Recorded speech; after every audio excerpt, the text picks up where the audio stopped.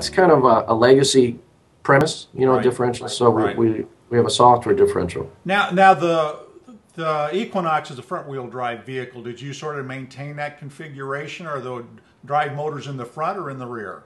Well, the Equinox is an all-wheel drive, Oh, so okay, yeah. we chose we drive it from the rear. You drive the rear. Okay, so that leaves pretty much then the front end open for your control systems and battery pack and things. Yeah, the challenge when you're a converter like us is, you know, to be able to take advantage of all the stability control work and all the handling work and all the tuning of the suspension, to not lose that, we have to kind of maintain the same front to rear ratio. Okay. And since the bulk of the weight is always where the engine is, you know, that's where the bulk of our cells go. We have a split pack. Some of the cells are in the back where the gas tank used to be. But we were able to maintain within 1% of the original. So we get to ride on the countless hours that the OEM has put into tuning it.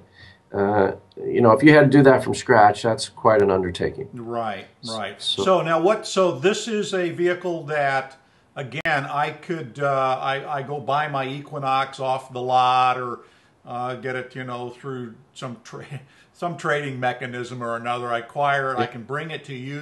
What's that going to cost me then? Same thing, 25K. 25K, okay. Most people are just buying them through the local Chevy dealer here. We got to deal with him.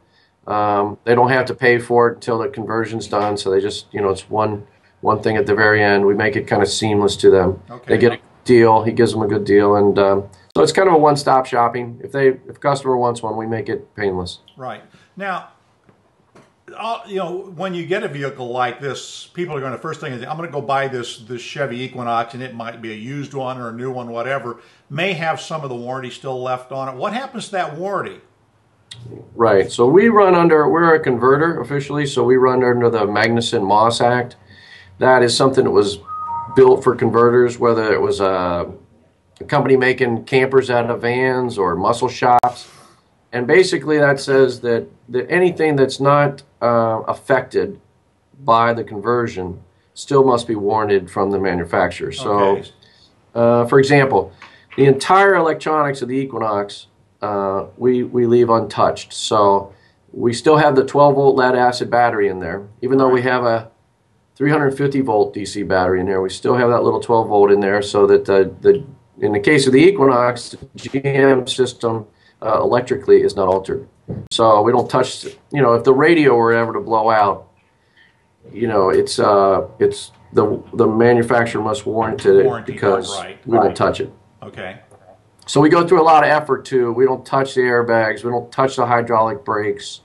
We don't cut into the frame. You know, we go through a lot of effort to make it so that we don't affect things that we don't affect. Got it. Okay, great.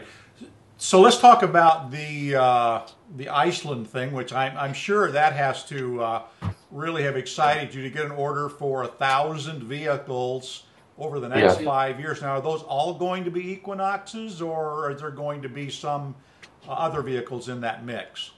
Yeah, since 5 years is a long time, and we expect to have a lot of conversions by then, we left it open, you know. Actually, there may be 0 Equinoxes. There's, you know, Iceland's kind of, it's going to be a great EV test bed.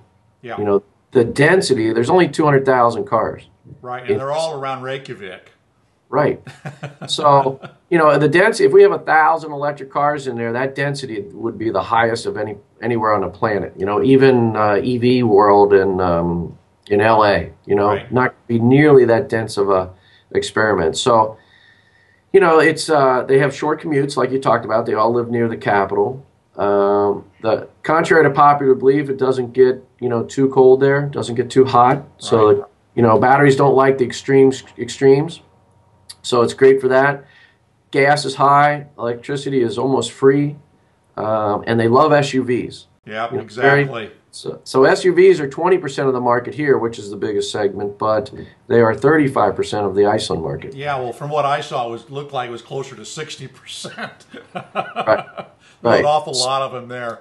Right. So we specialize in SUV electrics. So it was just a natural. So we we're really excited about it. The learnings that are going to come out of that are going to be, I think, unprecedented. So talk about how did this is with Northern Light Power up there. How did this come about? Well, it actually came about by, there was a reporter that covers us, Jim Montevalli, who was in touch with them. They announced a 1,000 vehicle deal with Tesla. Okay. For the new Model S's. Right. But those are years away. Right. They started looking for something nearer term, and so that got put together via that reporter, and we met with them, and they did the test drives, and we got it. Excellent. Now, these are vehicles that are going to be within their fleet. I can't imagine they've got a 1,000 vehicle fleet. Are they planning on leasing these or selling them to their customers? Yeah, they've got 50 companies kind of committed. They want to get 100, but they got the first 50 committed. Okay. And those people want to put these electrics into their fleets. So it's and like then a large group buy then. Yeah, essentially. So that enables us to warrant having a facility there for repairs and everything like that. So right. It should be great. So the conversions are going to take place here in the U.S. and you're going to ship them up to Iceland?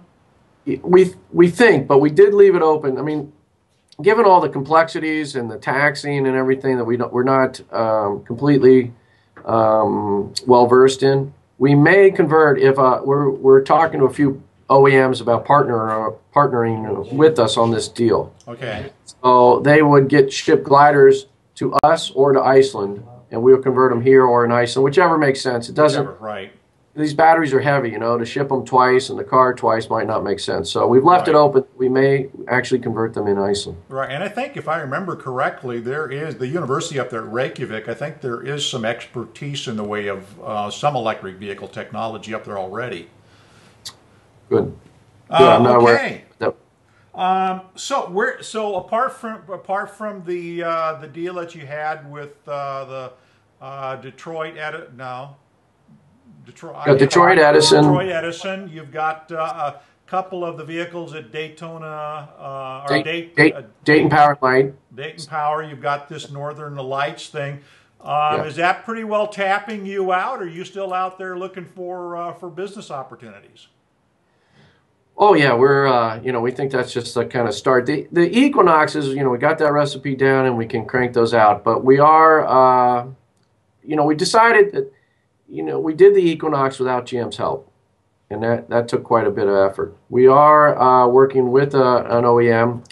We're under non-disclosure, so I can't say who it is, but they provided a vehicle and all the CAN bus codes and everything. So that has made the job infinitely easier. And of course, if you're getting gliders, it helps economics a lot. Sure. So you realize that's the way to go. So we're after as many OEM deals as we can. Okay, so what do you think your capacity is? If all of a sudden people start thinking, well, for $25,000 I can take this Equinox I've got out here and give it to AMP, and I've got myself an electric vehicle for a fraction of what it is if I have to wait for the Volt or the Leaf or whatever. What's your capacity to do this?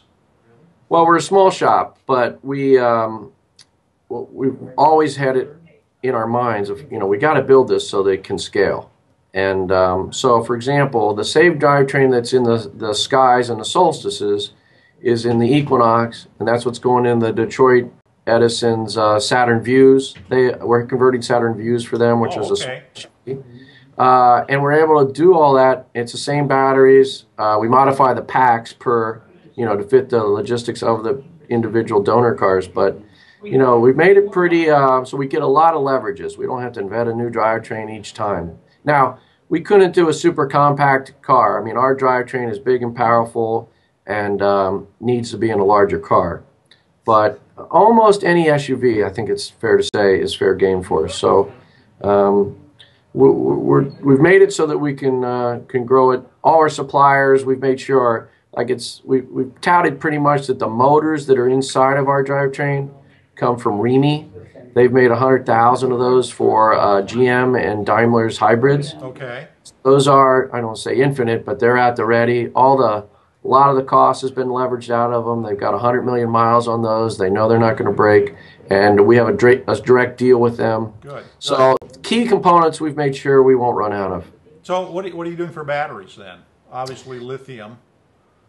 Yeah, they're lithium. We buy the cells individually from China. We do the packs, and we do all the monitoring of the batteries and everything.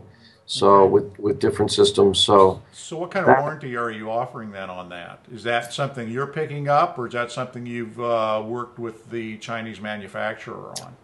The Chinese manufacturer gives us 8 years, 100,000 miles, and we pass that on to the. Okay. So that's what we offer the consumer as well. Okay, excellent, good. So, what else do we need to we need to talk about before we give her call it a day here? You know, one thing that's really excited us is it's kind of a little off the beaten path, but the Pope announced yesterday that he'd like an electric Pope mobile. Yes, I saw that. Yeah, I said, okay, it's time to tear down the goalpost and go have a beer. We just won. Yeah, that's what I thought. I thought. So is AMP gonna put in for converting a Pope mobile? We are trying to get word to him that we want to convert his Pope mobile. There we go. That sounds like a plan. So, you know, but to get the blessing, you know, you're in a business and suddenly the Pope comes out and blesses the whole industry. Yeah. That's pretty cool. Good. Well, if you get it, let me know. I will. All right. Sounds good. Steve, thanks for taking the time. Thanks, Bill. Okay. All right. Bye-bye.